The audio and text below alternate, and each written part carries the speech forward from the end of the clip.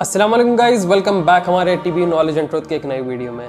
आज की वीडियो होगी हमारी एक मिस्ट्री मैन के बारे में, जिसके ऊपर बहुत सारे मूवीज बन गए, कॉमिक बुक्स बन गए और आज तक इस आदमी को लेके हर एक नई चीज सुनने में आती है हमें। ये कौन है शख्स? The mystery of a man who hijacked the plane and disappeared के नाम से क्यों जाना जाता है? ये one of the most famous great unsolved mystery in the history of criminal investigations and the FBI में रिकॉर्ड की गई है। इसका नाम है डीपी कूपर, एक आदमी 1971 में also known as Dan Cooper, जिसने कमर्शियल प्लेन हाईजैक किया और पैराशूट से भागा, वो भी $2 लाख लेकर। इसका एक भी ट्रेस नहीं मिला आज तक एफबीआई को और ना ही कई लोगों को। इसके ऊपर कई सारे थ्योरीज, बुक्स, डॉक्यूमेंट्रीज बनाए गए हैं। तो सोचो कौन सा आदमी है आखिर जिसके बारे में इतना ढूंढने के बाद भी इसको कोई पहचान नहीं सक रहा, इसे कोई इन्वेस्टिगेट नहीं कर पाया, इसको आज तक टिल डेथ कोई पकड़ नहीं सके। एफबीआई भी नाकाम रही और अमेरिका के बड़े से बड़े फोर्स। तो आइए वीडियो एंड तक जरूर देखिए क्योंकि बहुत मजा आने वाला है। Hijacker calling himself D.B. Cooper jumped from an airliner in flight. He was the first man in U.S. history to hijack a plane for ransom. One of the great unsolved mysteries in FBI history. Known as D.B. Cooper, hijacks a plane. D.B. Cooper. D.B. Cooper. D.B. Cooper. नवंबर 24, 1971 एक आदमी जिसका नाम Dan Cooper है, उसके mid 40s में था। एक dark suit पहना हुआ, टाई लगाकर, सनग्लासेस के साथ, जो कि अपने आप को एक ऑर्डिनरी पैसेंजर के वैसा प्लेन में बोर्ड किया। ये एक वन वे टिकट परचेज किया था north west Orient airlines flight 305 से, एक छोटी डोमेस्टिक फ्लाइंग प्लेन जो कि पोर्टलैंड सीटल वाशिंगटन तक जा रहा था। इसने प्लेन में एक ड्रिंक, बॉर्बन, सोडा ऑर्डर किया और जैसे ही प्लेन रनवे पे आता है, टेक ऑफ पे लेने पे, तो यहाँ पे ये कुछ एक अजीब सी हरकत शुरू करता है। कूपर एक नोट देता है फ्लोरेंस शाफना को, जो कि एक फ्लाइट अटेंडेंट था। जब रनवे पे प्लेन उड़ ही रहा था, फ्लोरेंस वो नोट को पढ़ता नहीं था, समझ रहा था कि ये एक बस लोनली पैसेंजर है जो कि शायद अपना नंबर या एड्रेस, कोई कॉन्टैक्ट डिटेल्स उसके हाथ में दे रहा था टू बी इन कॉन्टैक्ट। मगर ऐसे ही वक्त कूपर क्या करता है, थोड़ा लीन होता है करीब और उसके कान में बोलता है, miss you would better look at that note, I have a bomb. और जैसे ही फ्लोरेंस वो नोट खोलती है तो उसे अंडरलाइन किया हुआ ये दिखता है कि आई हैव अ बॉम्ब, और उसके अंदर $2 लाख डिमांड की गई कैश थी, जो कि आज के वक्त पे तकरीबन $1.5 मिलियन है, लगभग एक 12-13 करोड़ रुपए। उसी के साथ उसने 4 पैराशूट मांगे, एक फ्यूल ट्रक स्टैंडिंग बाई, वो भी सिटल में, जिधर वो लैंड करना चाह रहा था। कूपर ने उसका ब्रीफकेस ओपन किया और रिवील किया कि उसके पास एक बॉम्ब है। जब ये फ्लाइट अटेंडेंट से पूछे कि वो सूटकेस में था क्या, तो वो सूटकेस में बताती है कि कुछ कलेक्शन थे रेड स्टिक्स के, वायर्स थे और एक बैटरी लगी हुई थी। तो उसे देखकर हम सब खौफ खा गए थे। कूपर ने यह बताया कि अगर ये बॉम्ब को अभी डेटोनेट करेगा तो हवा में ही पूरा प्लेन उड़ जाएगा। इसी के साथ लोगों के बीच में डर, खौफ बैठ जाता है, पायलट्स और फ्लाइट अटेंडेंट्स को भी इसके अंदर शामिल करके। अब यहाँ पे हर जना एक पपड़ बन जाता है और सबके धागे कंट्रोल करना ये डैन कूपर शुरू करता है। इसी के साथ ये पायलट जो है अपने ATR टावर ट्रैफिक कंट्रोल वालों के साथ कांटेक्ट में आते हैं और बोलते हैं कि एक शख्स ने हमें हाईजैक कर लिया और वो पैसे मांग रहा है अलॉन्ग विद सम पैराशूट्स। अब ये किस्सा है 1970s का।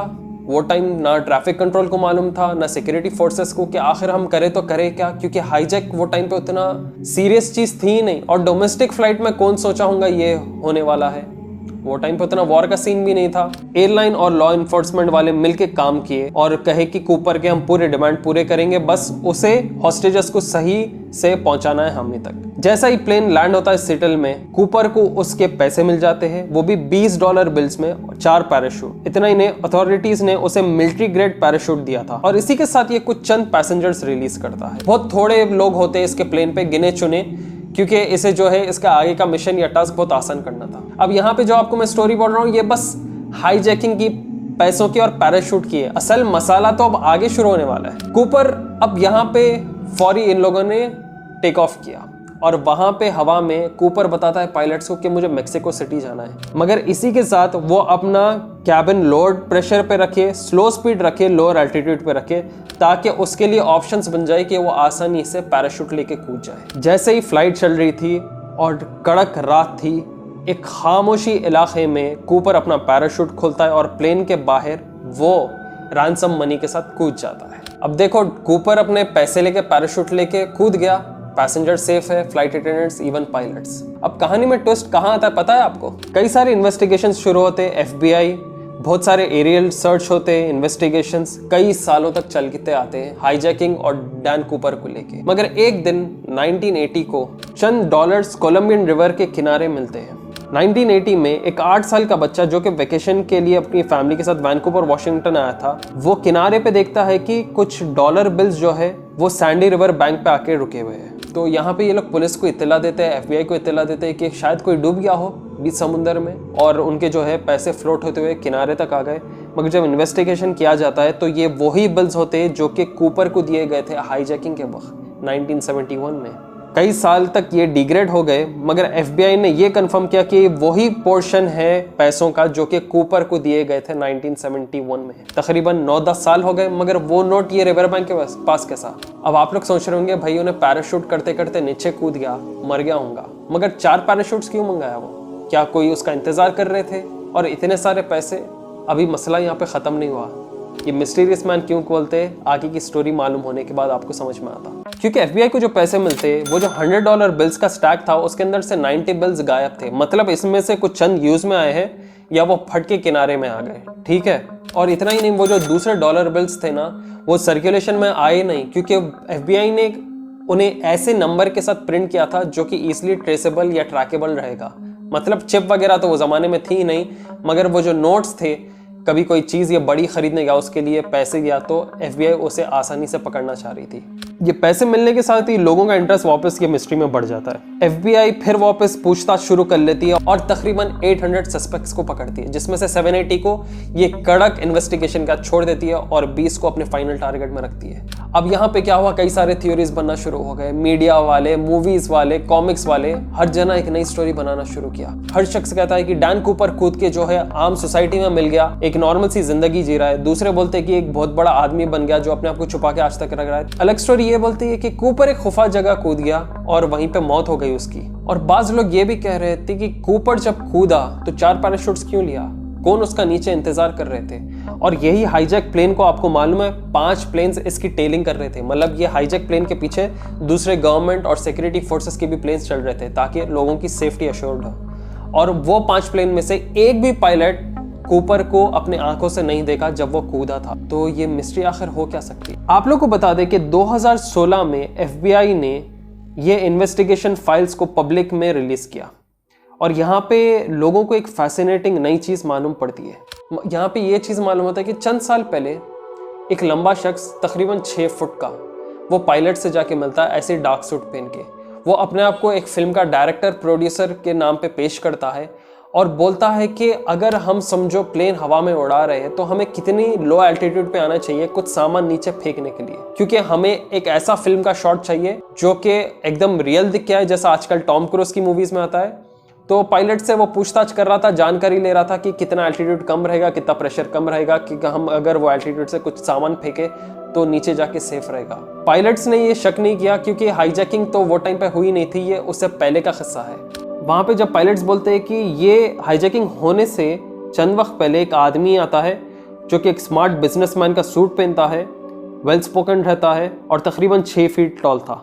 और FBI की रिपोर्ट से हिसाब से ये पता चलता है कि यही अनआइडेंटिफाइड मैन वो 2 पायलट्स के बीच में बैठ के कह रहा था कि मैं एक मूवी के नए स्क्रिप्ट पे काम कर रहा हूँ, तो उसके डायरेक्शन को जानने के लिए मैं तुम लोग से नॉलेज पाना चाह रहा हूँ। इतना ही नहीं, वो अपने स्टूडियो के जो कि फर्जी थे उसके ब्रोशर्स भी दिया, एग्जिस्टिंग मूवीज के ब्रोशर्स दिया। और जब पायलट्स को बाद में पूछताछ करते कि तुम्हें यह आदमी के बारे में कुछ मालूम है क्या, कौन है ये, इसके फिल्म्स के स्टूडियोज कहाँ हैं, क्या मूवीज के ये काम कर रहा था, तो पायलट्स कोई भी चीज़ को रिकॉल नहीं कर पाए और जो भी वो लोग नाम FBI को दिए वो सब फर्जी निकले। तो शायद ये वही डैन कूपर है जो कि रियल में हाईजैकिंग करके खुद को डायरेक्टर प्रोड्यूसर बता के लेटर ऑन जो है वैसे ही सेम एक सीन बना के जो है लोगों को लूट के हाईजैकिंग करके बस फरार हो गया।